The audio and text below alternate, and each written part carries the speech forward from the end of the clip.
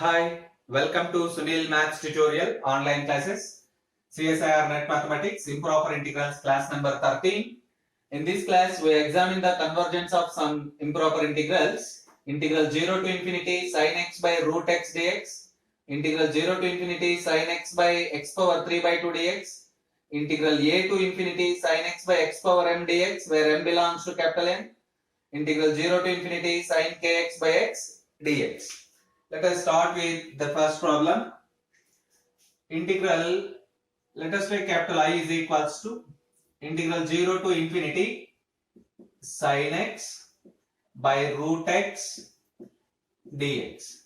Let us find the limit. Limit x tends to 0, sin x by root x is equals to limit x tends to 0, sin x by root x into root x into root x. Limit x tends to 0, sin x by x into limit x tends to 0, root x. This is a standard limit, you get 1 here, but limit x tends to 0, root x is 0, you get 0. Therefore, limit x tends to 0, sin x by root x is equals to 0, which implies x is equals to 0 is not a point of infinite discontinuity. Not a point of infinite discontinuity. Okay, let us continue the problem. Yes, now this capital I can be written as sum of two integrals. Integral 0 to 1 sin x by root x dx plus integral 1 to infinity sin x by root x dx. First integral treated as I1, second integral treated as I2. You observe that I1 is equals to integral 0 to 1 sin x by root x dx. Clearly, I1 is a proper integral. I1 is a proper integral. If I1 is a proper integral, then it must be converges. Therefore, I1 is convergent at infinity. I1 is equals to integral 0 to 1 sin x by root x dx. I1 is a proper integral. We know that every proper integral is convergent. Therefore, I1 is convergent at infinity. Now consider I2. Now consider I2, which is equals to integral 1 to infinity sin x by root x dx. Integral 1 to infinity sin x by root x dx. So to examine the convergence of second one, let us take f of x is equals to sin x, comma g of x is equals to 1 by root x. F of x is equals to sin x, comma g of x is equals to 1 by root x. So it is very clear g of x is bounded. G of x is bounded and also decreasing. Therefore, g of x is bounded and decreasing. G of x is bounded and monotonic. Every decreasing function is monotonic. Also find the limit. Limit x tends to infinity. G of x is equals to limit x tends to infinity 1 by root x, which is equals to 0. Now you observe that g of x is bounded and monotonic. Limit x tends to infinity, g of x is equals to 0. These three conditions are conditions of Dirichlet test. Now integral mod integral 1 to t f of x dx is equals to mod integral 1 to t sin x dx, which is equals to mod minus cos x limits 1 to t, which is equals to mod cos 1 minus cos t, which is less than or equals to mod cos 1 plus mod cos t. We know that mod cos x is always less than or equals to 1 for all x belongs to capital R. So this is clearly less than or equals to 1 plus 1, which is equals to 2. Therefore, mod integral 1 to t f of x dx is less than or equals to 2, which implies integral 1 to t f of x dx is a bounded integral. Now you observe that g is bounded, g is monotonic, limit x tends to infinity, g is equals to 0, and also integral 1 to t f of x dx is bounded. By observing all these conditions, you conclude that by applying Dirichlet test. By Dirichlet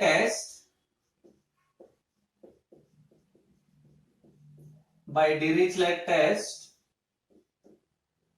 integral 1 to infinity f of x into g of x into dx is convergent at infinity. This is nothing but integral 1 to infinity sin x by root x dx is convergent. What it means? I2 is convergent. Already we proved that I1 is convergent. Now we prove that I2 is also convergent. Therefore, we conclude that capital I is equals to integral 0 to 1 sin x by root x dx plus integral 1 to infinity sin x by root x dx. I1 and I2 both are convergent integrals. Therefore, their sum is also convergent. Therefore, integral 0 to infinity I is equals to integral 0 to infinity sin x by root x dx is convergent, which is required one. The improper integral 0 to infinity sin x by root x dx is convergent. Next, we solve the second problem. Integral 0 to infinity sin x by x power 3 by 2 dx.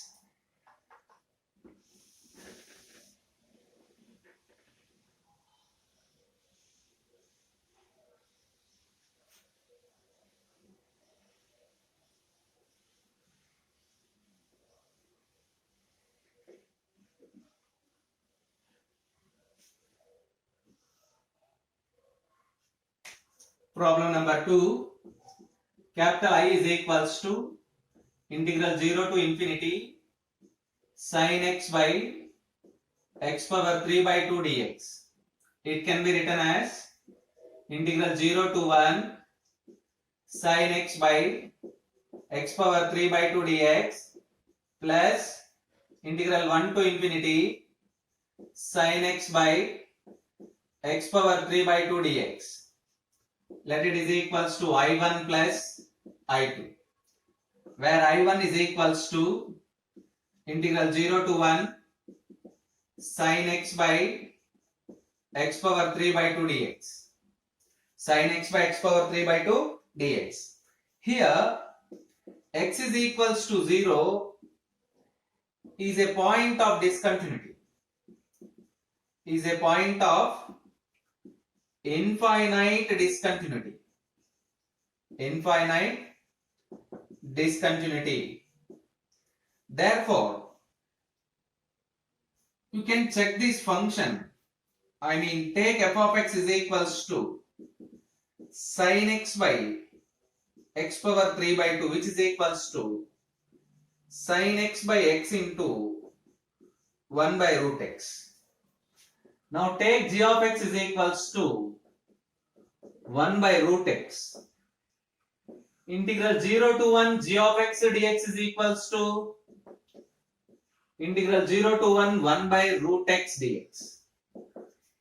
Integral 0 to 1, 1 by x power 1 by 2 dx.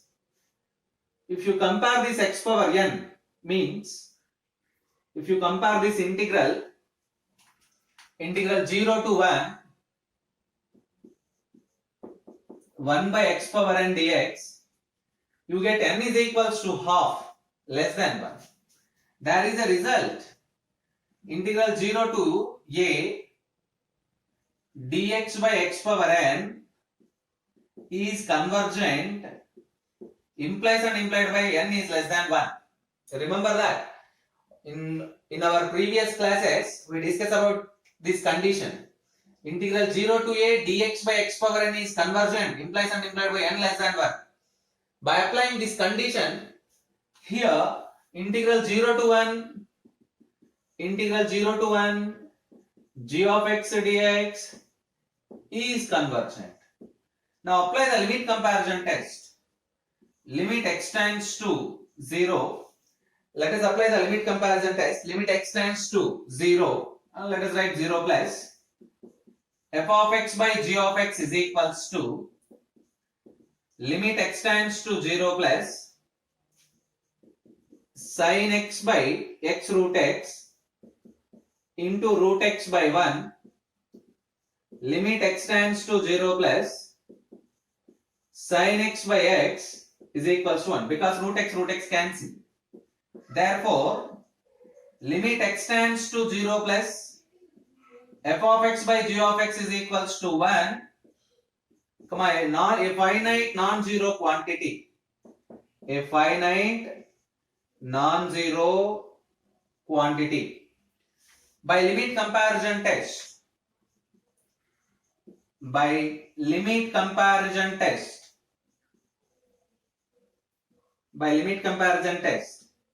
Integral 0 to 1 f of x dx, integral 0 to 1 g of x dx, both convergent or divergent together. Already we proved that integral 0 to 1 g of x dx is convergent. Already we proved that integral 0 to 1 g of x dx is convergent, which implies us integral 0 to 1 f of x dx is convergent. What it means? I1 is convergent. I1 is convergent. Observe that. Given integral capital I can be written as sum of two integrals I1 plus I2. If both the integrals I1 and I2 are convergent, then capital I is convergent. In this process, first we prove that I1 is convergent. Yes, first integral is convergent. Now we verify the convergence of the second integral by using Dirichlet test.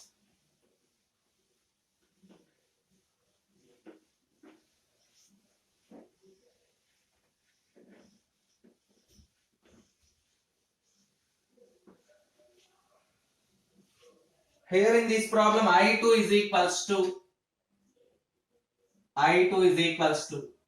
integral 1 to infinity sin x by x power 3 by 2 dx. Take f of x is equals to sin x, g of x is equals to 1 by x power 3 by 2. 1 by x power 3 by 2. It is very clear. G of x is bounded.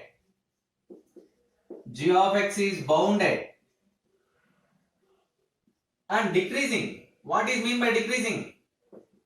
Monotonic.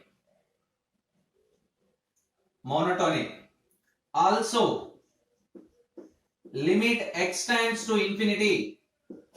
G of x is equals to limit x tends to infinity 1 by x power 3 by 2 is equals to 0. G is bounded, G is monotonic, limit x tends to infinity, G of x is equals to 0. These are conditions of Dirichlet test. Now consider mod integral 1 to t f of x dx mod integral 1 to t sin x dx.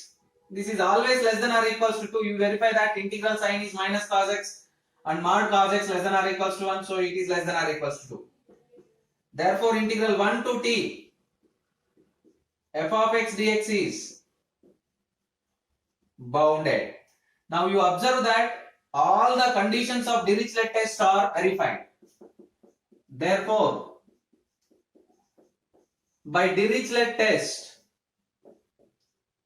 integral 1 to infinity f of x into g of x into dx is equals to is convergent. What is f of x into g of x? That is integral 1 to infinity sin x by x power 3 by 2 dx is convergent at infinity. That is I2 is convergent. Therefore, given integral can be written as sum of two integrals I1 and I2. Already we proved that I1 is convergent. In the second case, we prove that I2 is also convergent. What it means? Capital I is also convergent at x is equals to infinity. Therefore, integral 0 to infinity sin x by x power 3 by 2 dx is convergent at infinity. Observe the method and try to solve the remaining two problems. The first one is try to solve the remaining two problems. Verify integral a to infinity sin x by x power m dx, and second one is where here in the first problem a greater than 0 and small m belongs to capital N. The next problem is integral 0 to infinity sin kx by x dx. Try to solve these two problems. In the second problem, you observe that limit x tends to 0 plus sin kx by x is equals to limit x tends to 0 plus sin kx by kx into k. You get 1 into k is equals to k. What it means? X is equals to 0 is not a point of infinite discontinuity. So we can directly